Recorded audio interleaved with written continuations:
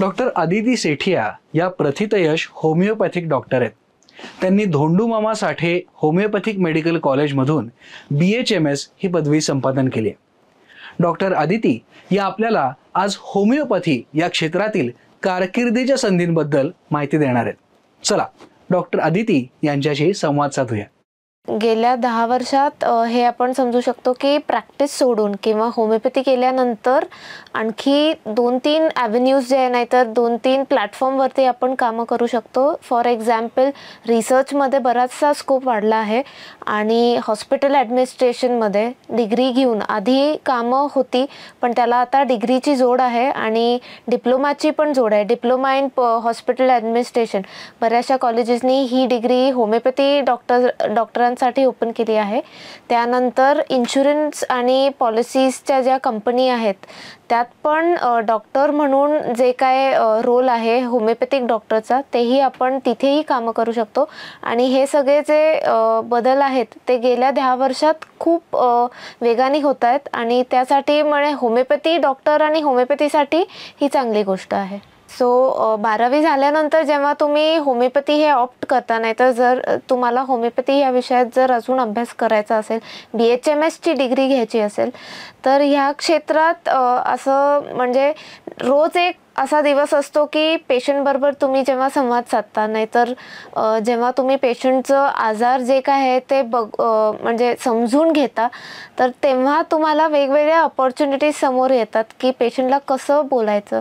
नुसतं औषध हे देणं होमिओपॅथी नाही आहे. औषधाबरोबर जेव्हा तुम्ही काय मेसेज देता की आहार असेल, विहार असेल, नाहीतर विचार असेल, ह्या बारीक सारीक गोष्टींबरोबर पण होमिओपॅथीमध्ये ह्याचा विचार केला जातो आणि त्याच्यासाठी प्रत्येक दिवस एक नवीन काहीतरी गोष्ट शिकायला नक्कीच मिळते होमिओपॅथीमध्ये. सो 10वी नंतर सायन्स हे स्ट्रीम आपल्याला म्हणजे निवडायचं असेल आणि त्यानंतर 12वी नंतर तुम्हाला एंट्रन्स एक्झाम असते. सो एंट्रन्स एक्झामसाठी पण आणि 12वीत पण तुम्हाला बायोलॉजी हा सब्जेक्ट कंपल्सरी घ्यावा लागतो, म्हणजे फिजिक्स, केमिस्ट्री आणि बायोलॉजी. 12वी नंतर होमिओपॅथी जर करायचं असेल तर BHMS ही डिग्री असते. ती 5.5 वर्षांची असते. त्यातले 4.5 वर्ष जे असतात ते अकॅडमिक असतात आणि 1 वर्षाची इंटर्नशिप असते. इंटर्नशिप झाल्यानंतर BHMS हे ग्रॅज्युएशन टायटल, नाहीतर डॉक्टर होमिओपॅथिक कन्सल्टंट असं आपल्याला हा टायटल मिळतो. आणि त्यानंतर पोस्ट ग्रॅज्युएशन 3 वर्षाचं असतं. त्यात 2 भाग असतात, पार्ट 1, पार्ट 2. आणि त्यात खूप सारे सब्जेक्ट्स काही सब्जेक्ट्स जे आहेत ते आहेत homeopathic philosophy, homeopathic materia Medica, psychiatry, homeopathic practice of medicine आणि स्किन आणि पीडियाट्रिक्स. ह्या सब्जेक्ट्समध्ये तुमचं पोस्ट ग्रॅज्युएशन म्हणजे MD पण होऊ शकतं. त्याबरोबरच रिसर्च हे आपण एक कंपल्सरी रिसर्च करावा लागतो पोस्ट ग्रॅज्युएशनमध्ये आणि त्यानंतर तुमचं पूर्ण MD आणि BHMS हे कंप्लीट होतं. पोस्ट ग्रॅज्युएशनसाठी पण तुम्हाला एक एंट्रन्स एक्झाम द्यावी लागते आणि BHMS करण्याआधी पण एक एंट्रन्स एक्झाम द्यावी लागते. तर होमिओपॅथीसाठी जर ॲडमिशन घ्यायची असेल तर 10वी झाली, 12वी झाली. 12वीमध्ये मिनिमम 50% मार्क हे कंपल्सरी असतात पासिंगसाठी आणि होमिओपॅथीमध्ये ॲडमिशन घेताना पण 12वीचे मार्क्स स्पेसिफिकली म्हणजे फिजिक्स, केमिस्ट्री आणि बायोलॉजी हे मार्क्स मिनिमम 50% असे पाहिजे असतात. आणि त्यानंतर एक एंट्रन्स एक्झाम असते, national eligibility cum entrance test, NEET exam, जी आत्ता म्हणजे भारतात जर मेडिकल एंट्रन्स एक्झाम द्यायची असेल तर नीट द्यावी लागते. त्यात 3 तासाची 3 तास 20 मिनटं एक्झाम असते आणि त्याला सिलेबस पण फिजिक्स, केमिस्ट्री आणि बायोलॉजी, 11-12चं फिजिक्स, केमिस्ट्री आणि बायोलॉजी हाच सिलेबस असतो. आणि त्यात पण कमीत कमी 50% अशी कॅटेगरी म्हणजे एलिजिबिलिटी असते की 50% 12वीत आणि 50% नीट एक्झाममध्ये जर असेल तर तुमच्या रँक आणि रँक ऑर्डर नाहीतर मार्क लिस्टच्या ऑर्डर हिशोबाने तुम्ही प्रेफरन्सेस भरून तुम्ही कॉलेज ऑप्ट करू शकता आणि कॉलेज निवडू शकता. सो हे झालं एलिजिबिलिटीबद्दल. 12वीचे मार्क्स नक्कीच बघतात ॲडमिशन घेताना. त्यानंतर नीटचं प्रिपरेशन म्हणजे नीटची जर तुम्हाला तयारी करायची असेल तर त्यात क्लासेस आजकाल असतात, पण क्लासपेक्षा पण सेल्फ स्टडी हे खूप इम्पॉर्टंट आहे. आणि सेल्फ स्टडी करताना बायोलॉजीवरती भर द्यायचाच असतो, पण त्याबरोबर पासिंग आणि अंडरस्टँडिंगसाठी फिजिक्स आणि केमिस्ट्री पण समजून घ्यायचं असतं. जर कास्टचं आपण इन्क्लुजन घेतलं ॲडमिशनसाठी तर 12वीमध्ये 40% पासिंग आणि नीटमध्ये पण 40% मिनिमम असं पासिंग हवं असतं की तुम्ही 40% असेल तर तुम्ही ॲडमिशनच्या प्रोसेसमध्ये एनरोल करू शकता. BHMSचे कॉलेजेस म्हटल्यानंतर महाराष्ट्रात एक साधारण 40 ते 50 कॉलेजेस मिनिमम आहेत आणि खूप सारे कॉलेजेस आहेत, पण पुण्यातले काही कॉलेजेस म्हणजे धोंडूमामा साठे homeopathic medical college, Bharati Vidyapeeth college of homeopathy आणि DY Patil college of homeopathy. So हे कॉलेजेस आहेत बऱ्यापैकी आणि जुने कॉलेजेस आहेत. त्यातलं धोंडूमामा साठे 50 वर्ष म्हणजे कम्प्लिटेड कॉलेज आहे. सो ह्या कॉलेजेसमध्ये तुम्ही ॲडमिशन घेऊ शकता. BHMS कोर्समध्ये 4.5 वर्ष तुम्हाला वेगवेगळे सब्जेक्ट्स असतात. त्यांना आपण प्री क्लिनिकल, पॅराक्लिनिकल आणि क्लिनिकल ह्या 3 भागात आपण म्हणजे डिवाईड करू शकतो. त्यात anatomy, homeopathic pharmacy, physiology, homeopathic philosophy आणि होमिओपॅथिक मटिरिया मेडिका जे कोर सब्जेक्ट्स आहेत ते homeopathic materia medica, homeopathic philosophy आणि रेपर्टरी आहे. ते 4ही वर्षांसाठी असतात. पहिल्या वर्षासाठी ॲनाटॉमी, फिजिओलॉजी आणि होमिओपॅथिक फार्मसी असतं. दुसऱ्या आणि तिसऱ्या वर्षासाठी pathology, forensic medicine and toxicology, surgery आणि गायनॅक ऑब्स्टेटिक्स हे सब्जेक्ट्स असतात. आणि फायनल इयरला प्रॅक्टिस ऑफ मेडिसिन आणि रेपर्टरी आणि होमिओपॅथिक मटिरिया मेडिका आणि होमिओपॅथिक फिलॉसॉफी हे सब्जेक्ट्स असतात. हे 4.5 वर्ष झाल्यानंतर तुम्हाला एक वर्षाची इंटर्नशिप असते. 1 वर्षाच्या इंटर्नशिपमध्ये पेशंट्सबरोबर केस घेणं, त्यांची केस घ्यायची, त्यांना औषधं द्यायची, त्यांच्याबरोबर संवाद साधायचा, त्यांचे फॉलोअप घ्यायचे आणि रुरल एरियामध्ये पोस्टिंग असते. रुरल अर्बन एरिया आणि वेगवेगळ्या PHC सेंटरमध्ये पण विजिट्स असतात. आणि ते झाल्यानंतर तुम्हाला इंटर्नशिप कम्प्लिशन सर्टिफिकेट मिळतं. त्यानंतर तुमची पूर्ण डिग्री BHMSची संपते. हे झालं BHMS बद्दल.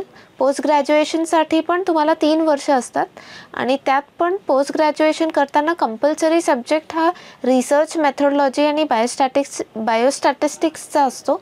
त्यात ज्या सब्जेक्ट नाही तर ज्या विषयात तुम्ही पोस्ट ग्रॅज्युएशन करताय तो सब्जेक्ट पण कंपल्सरी असतो. आणि एक इंटिग्रेटेड सब्जेक्ट असतो तो ATFH म्हणून आहे, ज्यात मेडिसिन आणि इतर होमिओपॅथिक सब्जेक्ट्सचं इंटिग्रेशन कसं असतं हा तो विषय आहे. सो 3 वर्षात हे 3 सब्जेक्ट्स आणि IPD आणि OPD पोस्टिंग्स असतात. हे 3 वर्षात तुमचं थिसिस आणि IPD OPD पोस्टिंग झाल्यानंतर तुमचं MD कंप्लीट होतं. भारताबाहेर जर होमिओपॅथीच्या ज्या ऑपॉर्च्युनिटीज आहेत त्या अशा आहेत की प्रॅक्टिस तुम्ही करू शकता, पण ज्या देशात तुम्ही जाणार आहात तिथे ती प्रॅक्टिस अफिलिएट कशी करता येईल किंवा तिथले लीगल रूल्स काय आहेत ते बघितल्यानंतरच तुम्हाला तो ऑप्शन असतो. त्यापैकी काही देशात म्हणजे म्हणायला गेलं तर भारतात सर्वात जास्त होमिओपॅथी प्रॅक्टिस होते. काही देशांमध्ये फॉर एक्झाम्पल न्यूझीलंड, ऑस्ट्रेलियामध्ये प्रॅक्टिस होते, पण भारतातली डिग्री तिकडे ॲफिलिएट होत आहे की नाही ते बघूनच तुम्हाला तिकडे प्रॅक्टिस करता येते. आणि होमिओपॅथीबरोबर जर होमिओपॅथी प्रॅक्टिस करायची असेल तर इतर देशात नॅचरोपॅथी नाहीतर नॅचरल सायन्सेसचे बरेचसे कोर्सेस असतात. म्हणजे 1.5 वर्षाचा डिप्लोमा कोर्स नाहीतर 1 वर्षाचा न्यूट्रिशनचा कोर्स असे कोर्स करून तुम्ही नॅचरल मेडिसिन म्हणून जर लीगली मान्य असेल तर होमिओपॅथी प्रॅक्टिस करू शकता. BHMS झाल्यानंतर जॉब किंवा प्रायव्हेट प्रॅक्टिस नक्कीच करू शकता तुम्ही. त्याला MDची जोड हवीच असते असं नाही आहे. पण MD केल्याने तुम्हाला एक वेगळा म्हणजे दृष्टिकोन डेव्हलप होतो, कारण की तुम्ही पेशंट्स 3 वर्ष कंटिन्युअसली बघत असता. ते झाल्यानं BHMS नंतर प्रायव्हेट प्रॅक्टिस आणि रिसर्च कंपनी नाही तर रिसर्च फर्ममध्ये डेटा कलेक्शनसाठी नाही तर डेटा व्हेरिफिकेशनसाठी खूप म्हणजे संधी तुम्हाला दिली जाते. त्यानंतर इतर कोर्सेस जे सर्टिफिकेट किंवा डिप्लोमा कोर्सेस असतात, example certified course in nutrition और diploma in dietetics and nutrition, diploma in और certificate course in child and mother care, असे वेगवेगळे कोर्सेस असतात. तर ते तुम्ही नक्की करू शकता. सायकोलॉजीमध्ये पण courses, diploma, post graduate diploma in psychology, हे बरेचसे कोर्सेस असतात जे होमिओपॅथीला पण होमिओपॅथीच्या जोडीने असतात आणि ते होमिओपॅथी देताना तुम्ही त्याचा उपयोग करू शकता. ह्या कोर्सेसनी तुम्हाला वेगळ्या करिअर्समध्ये, हॉस्पिटल ॲडमिनिस्ट्रेशनचा पण कोर्स असतो, MBA इन हॉस्पिटल ॲडमिनिस्ट्रेशन, तेही तुम्ही BHMS नंतर करू शकता. तुम्हाला जर ॲडमिनिस्ट्रेटिव्ह क्वालिटीज नाही तर ॲडमिनिस्ट्रेशन करायची जर इच्छा असेल तर होमिओपॅथीनंतर तुम्ही हॉस्पिटल ॲडमिनिस्ट्रेशनचे कोर्स पण करू शकता. BHMS झाल्यानंतर खूपदा असं असतं की ॲलोपॅथिक मेडिसिन्स आपण देऊ शकतो का. सो लीगली आणि तुमच्या डिग्रीच्या हिशोबाने तुम्ही ॲलोपॅथिक मेडिसिन्स नाही देऊ शकता. पण MUHSचा एक कोर्स आहे, 6 ते 1 वर्षासाठीचा तो कोर्स आहे. तर त्यात ते फार्मेकोलॉजी शिकवतात. त्याची जर तुम्हाला डिग्री मिळाली आणि त्याचा जर सर्टिफिकेट कोर्स तुम्हाला मिळाला तर आणि तरच तुम्ही ॲलोपॅथिक मेडिसिन्स देऊ शकता. तुम्ही हॉस्पिटलमध्ये जर ॲडमिनिस्ट्रेशनच्या लेवलला जरी असलात तरी ॲलोपॅथिक मेडिसिन्स तुम्हाला प्रिस्क्राईब करता येत नाही. तुम्हाला BHMSच्या डिग्रीला तुम्हाला होमिओपॅथिक मेडिसिन्सच प्रिस्क्राईब करता येतात.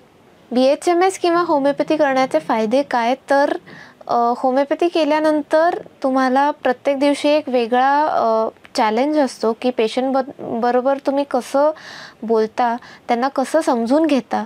त्यांच्याशी बोलल्यानंतर त्यांची औषधं देताना फक्त औषध न देता त्यांना तुम्ही एक मेसेज देत आहात का, त्यांना आहाराबद्दल तुम्ही सांगत आहात का, त्यांचे विचार जे आहेत नाहीतर जे त्यांचे प्रॉब्लेम्स आहेत ते त्यांना तुम्ही कसं हँडल करत आहात. एक्सरसाइज, डाएट आणि विचार ह्यांचा जो कॉम्बिनेशन असतो हे तुम्ही त्यांना समजून सांगत आहात का.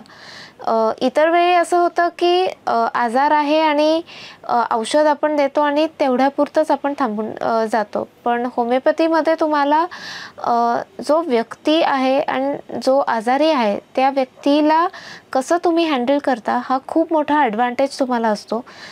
त्यानंतर प्रॅक्टिसचा पण ॲडव्हान्टेज असतो. रुटिनिझम होमिओपॅथीमध्ये नाही, कारण की प्रत्येक वेळेस व्यक्ती तितक्या औषध आणि व्यक्ती तितक्या आजार असे असतात. सो त्या हिशोबाने तुम्हाला दरवेळेस वेगळं काहीतरी चॅलेंज असतो. डिसॲडव्हान्टेज असं म्हणता येणार नाही, पण प्रॅक्टिस सुरू करून प्रॅक्टिस सेट व्हायला जो वेळ लागतो तो जो एक पिरियड असतो तोच थोडासा आपला एक परीक्षा घेणारा पिरियड असतो की आपण लोकांना होमिओपॅथीबद्दल किती जागृत करू शकतो. आणि ते झाल्यानंतर पेशंट तुमच्याकडे येतात. प्रत्येकाची प्रॅक्टिसची पद्धत पण वेगळी असते, तर ती तुम्ही जेवढ्या लवकर ॲडॅप्ट करू शकाल आणि जेवढ्या लवकर तुम्ही सेट करू शकाल तेवढी तुमची प्रॅक्टिस पुढे लवकर जाते. मागच्या 2 किंवा 3 वर्षाआधी जेव्हा करोना आला होता तेव्हा हा एक असा आजार होता की ज्याची माहिती कमी होती किंवा ज्याची माहिती आपल्याला रोज वेगळी काही ना काही मिळत होती. सो त्यावेळेस होमिओपॅथीचा असा रोल किंवा असा म्हणजे कॉन्ट्रिब्युशन असं होतं की पेशंट खूप घाबरलेले होते आणि त्यांना कसं वागायचं, कसं आपण सगळेजण घाबरलेले होतो, पण त्यात पण आपण कसं वागायचं, कसं राहायचं, काय करायचं. आणि आपल्याला उद्या फोन करून एक डॉक्टर आपल्याजवळ आहे हे होमिओपॅथी डॉक्टर्सनी करोनामध्ये खूप काम करून दाखवून दिलं. करोना हॉस्पिटल्समध्ये पण खूप गरज होती डॉक्टरांची, कारण की पेशंटचा फ्लो बराच होता तेव्हा. म्हणजे लिगल इश्यूज आणि बाकी सगळं वेगळं ठेवता होमिओपॅथिक डॉक्टर्सना पण खूप संधी दिली होती की हॉस्पिटलमध्ये काम करून त्या पेशंट्सना हँडल करायचं आणि त्यांचे इमर्जन्सीज हँडल करायचे. सो त्या करोनाच्या काळानंतर बघितलं गेलं तर होमिओपॅथी ज्या वेगाने ज्या वेगाने पसरती आहे, तर त्या वेगाने असं समजून येतं की होमिओपॅथीमध्ये पण करोना आणि अनेक म्हणजे वेगळ्या पॅन्डेमिक्समध्ये रोल ऑलरेडी आहे. मागचं जर सांगितलं, करोनाबरोबर स्वाईन फ्लू पण असा एक वेळ होता की तेव्हा होमिओपॅथीने खूप छान म्हणजे काम केलं होतं, औषधं देऊन पण आणि लोकांची मानसिकता हँडल करताना पण होमिओपॅथीचा रोल खूप मोठा होता. सो होमिओपॅथीमध्ये करिअर करण्यासाठी एक मोठं सॉफ्ट स्किल म्हणजे कम्युनिकेशन स्किल. की पेशंट, मी जसं सांगितलं की पेशंट जेव्हा आजारी असतो त्याला फक्त हे रोगपेक्षा रुग्ण हे जास्त महत्त्व असतं होमिओपॅथीमध्ये. आणि त्याच्यासाठी तुम्ही जेव्हा पेशंटशी बोलता, तुम्ही कसं बोलता, त्यांना कसं समजवता आणि त्यांचा आजार कसं समजून घेता, हे सगळं खूप इम्पॉर्टंट आहे. होमिओपॅथीमध्ये अशा पण काही औषधं आहेत की ज्याच्या आधारित की तुम्ही जर एक्झाम्पल की प्रत्येकाची सर्दी वेगळी असते, तर एखाद्याला स्ट्रेसमुळे जर सर्दी असेल तर त्या बेसिसवरती पण आपण होमिओपॅथिक औषध देऊ शकतो. किंवा स्ट्रेसमुळे हेअरफॉल आहे किंवा काही कारणाने त्याला कॉन आहे आणि अशा छोट्या मोठ्या गोष्टींसाठी, सायटिका, डायबिटीज, ह्या सगळ्यांसाठी आपण होमिओपॅथी देऊ शकतो. आणि हे फक्त डिझीज डायग्नोसिस पुरतं नाही आहे. ज्याला जो आजार आहे तो त्या आजारासाठी कसा रिॲक्ट होतोय हे समजून घेण्यात खूप मोठी हे समजून घेणं हे खूप मोठं पार्ट असतं होमिओपॅथीमध्ये. आणि ह्याला कम्युनिकेशन स्किल फार इम्पॉर्टंट असतं. एखादा पेशंट खूप बोलतो, एखादा पेशंट कमी बोलतो, त्याला बोलतं कसं करायचं. एखाद्या पेशंटला काही वेगळे सायकोलॉजिकल इश्यूज असतात, त्याला समजून कसं घ्यायचं. अडिक्ट्स जे असतात त्यांना समजून कसं घ्यायचं. ह्याचे सगळे पैलू समजून घेताना होमिओपॅथी खूप छान काम करते. आणि त्याच्यासाठी तुम्हाला ऑफकोर्स अकॅडमिक्समध्ये जर म्हटलं तर नेहमी कन्सिस्टन्सी करून अभ्यास करायचा आणि पेशंट्स बघताना कम्युनिकेशन स्किल आणि जे औषधं आहे त्यांची जी माहिती आहे आणि जे रुग्ण आहे त्याची जी माहिती, ती कशी जोडून घेणं हा एक स्किल आहे, ते होमिओपॅथीमध्ये उपयोगी पडतं.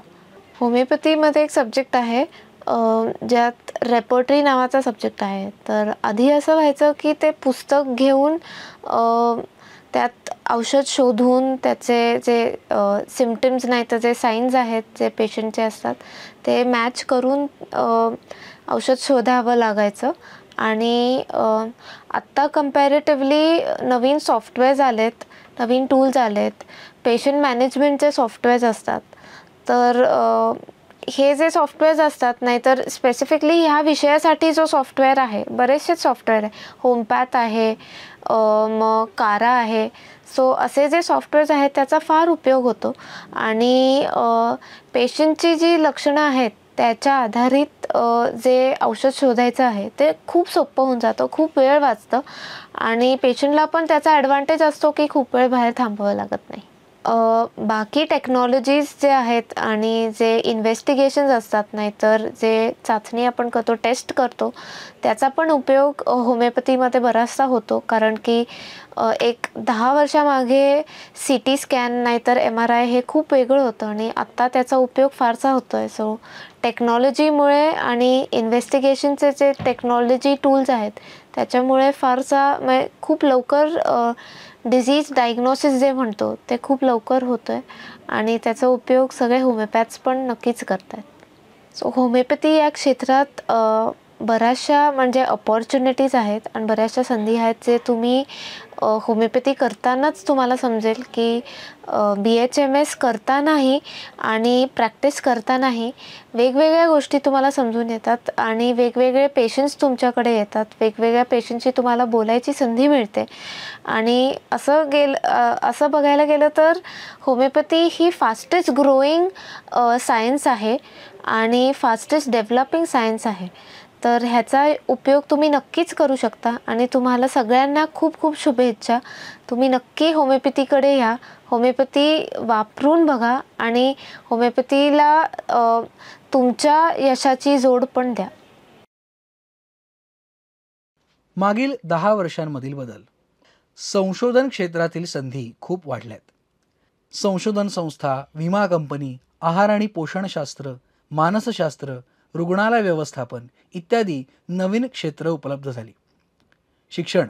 12वी मध्ये शास्त्र शाखेमधून भौतिकशास्त्र, रसायनशास्त्र, जीवशास्त्र हे विषय कमीत कमी 50% गुण मिळवून उत्तीर्ण झालेले आवश्यक.